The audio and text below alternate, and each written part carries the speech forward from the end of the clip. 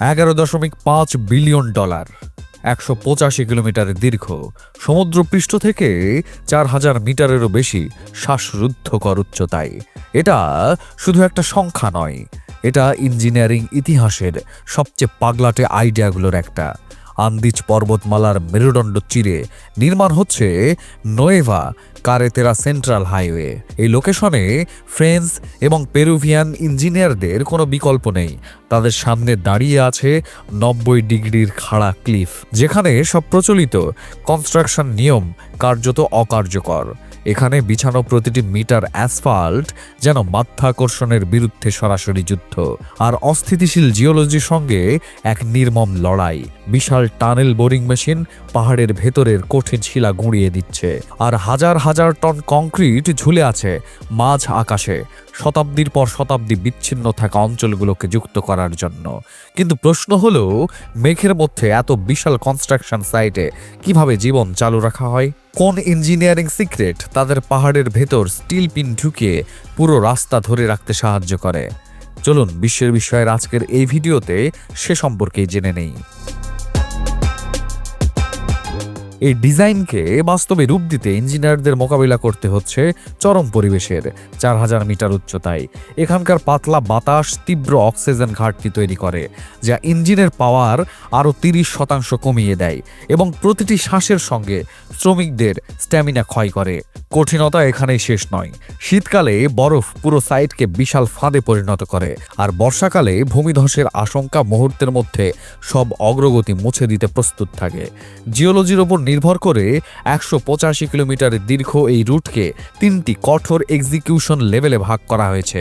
Level 1 তুলনামূলকভাবে স্থিতিশীল ও সমতল ভূখণ্ডে কাজ করা হয় বিশাল বুলডেজার দিয়ে মাটি পরিষ্কার করে গ্রাউন্ড লেভেল ঠিক করার মাধ্যমে। তারপর ডজন ডজন টনের শক্তিশালী ভাইব্রেটর রোলার নিরবিচ্ছিন্নভাবে কাজ করে মাটির ভেতরের এয়ার পকেট সরিয়ে একদম শক্ত ভিত্তি তৈরি করতে। পূর্ণ কম্প্যাক্ট রেশিও নিশ্চিত করে শক্তি বৃদ্ধি এবং অসম বসে যাওয়া রোধ করতে ইঞ্জিনিয়াররা জিওগ্রিডের স্তর বসান। এতে মাটি ও পাথর একসঙ্গে লক হয়ে যায় এবং লোড সমানভাবে বিতরণ হয়। সবশেষে ব্যবহার করা হয় বিশেষ পলিমার বিটুমিন অ্যাসফাল্ট, যা দিন রাতের চরম তাপমাত্রা পরিবর্তনের মধ্যেও রাস্তা নমনীয় রাখে এবং ফাটল প্রতিরোধ করে। লেভেল 2 এখানেই দেখা দেয় 90 ডিগ্রির খাড়া ক্লিফ, যেখানে সাধারণ মেশিন সম্পূর্ণ অকার্যকর। এখানে নিয়ন্ত্রিত ব্লাস্টিংই প্রধান কৌশল। কঠিন ম্যাগমা রক সামলানোর একমাত্র উপায় এটি, যাতে পাহাড়ের সংবেদনশীল কাঠামো অক্ষত থাকে। মিলিমিটার স্তরের নিখুঁত ড্রিলিং করে নির্দিষ্ট পরিমাণ এক্সপ্লোসিভ বসানো হয় অতিরিক্ত পাথর সরাতে, কিন্তু স্থিতিশীল করে ফাটল না ধরিয়ে। যেসব অংশের নিচে কোনো গ্রাউন্ড সাপোর্ট নেই, সেখানে ব্যবহার করা হয় কান্টিলিভার সাসপেনশন পিলার। ইঞ্জিনিয়াররা ডজন ডজন মিটার গভীর পর্যন্ত কঠিন শিলায় ড্রিল করে হাই স্ট্রেন্থ স্টিল অ্যাঙ্কর বসান।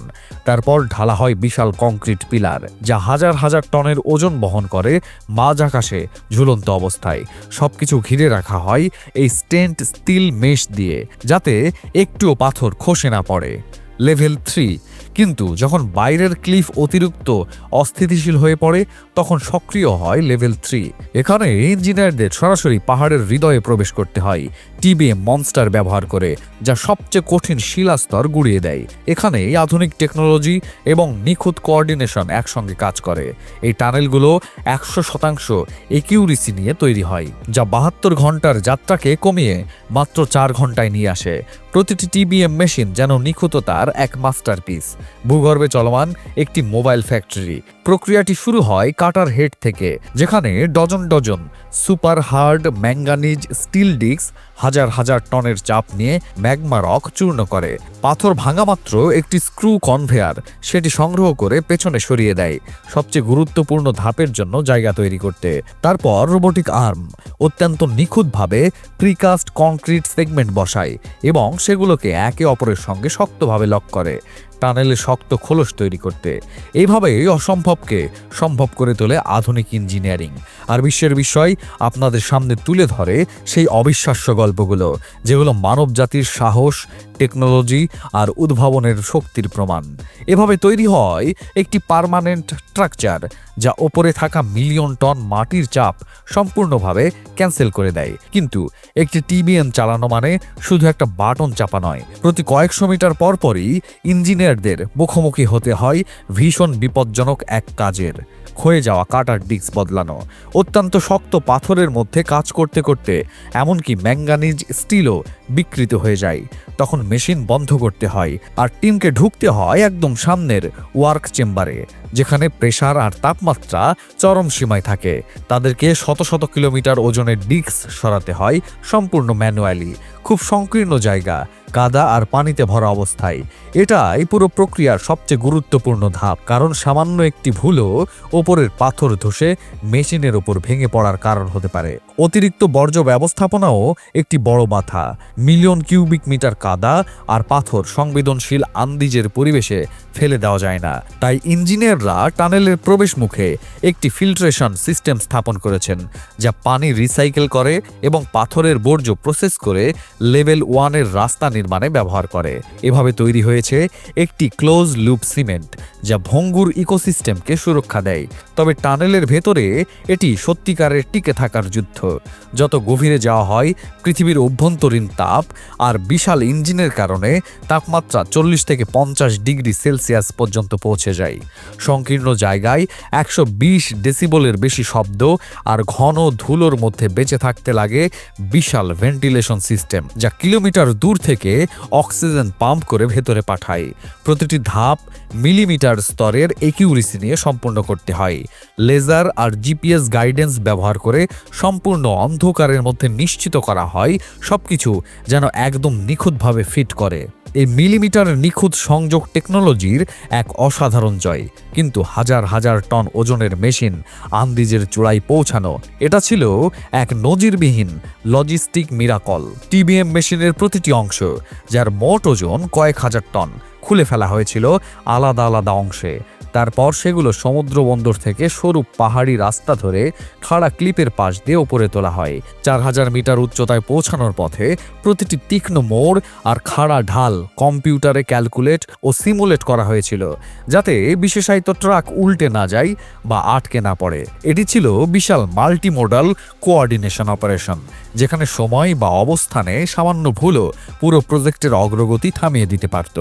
যখন সব বাধা ভেঙে যায়, তখন স্পষ্ট হয় নোয়েভা কারেতেরা সেন্ট্রালের আসল মূল্য। এই রাস্তা পেরুকে রূপান্তরিত করে দক্ষিণ আমেরিকার একটি লজিস্টিক হাবে, যা সরাসরি প্যাসিফিক সাগরকে যুক্ত করে অ্যামাজনের সঙ্গে। এর ফলে পরিবহন খরচ ন্যূনতম পর্যায়ে নেমে আসে।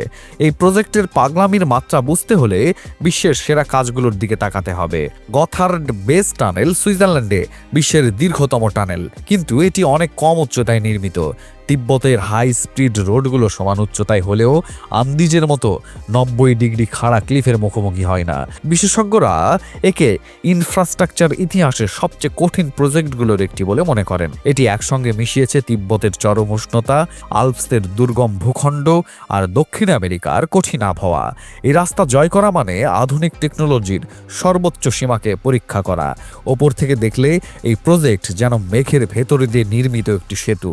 এটি প্রমাণ করে মানব ইতিহাসের কাছে কোনো পাহাড়ি খুব উঁচু নয়। বিশ্বের বিষয়ের সঙ্গে থাকার জন্য ধন্যবাদ। ভিডিওটি ভালো লাগলে লাইক ও সাবস্ক্রাইব করতে ভুলবেন না। এই ভিডিওটি বিভিন্ন সূত্র থেকে সংক্ষিপ্ত আকারে তৈরি করা হয়েছে। যদি কোথাও কোনো ভুল থাকে, আপনার মন্তব্যের অপেক্ষায় রইলাম। বিদায়।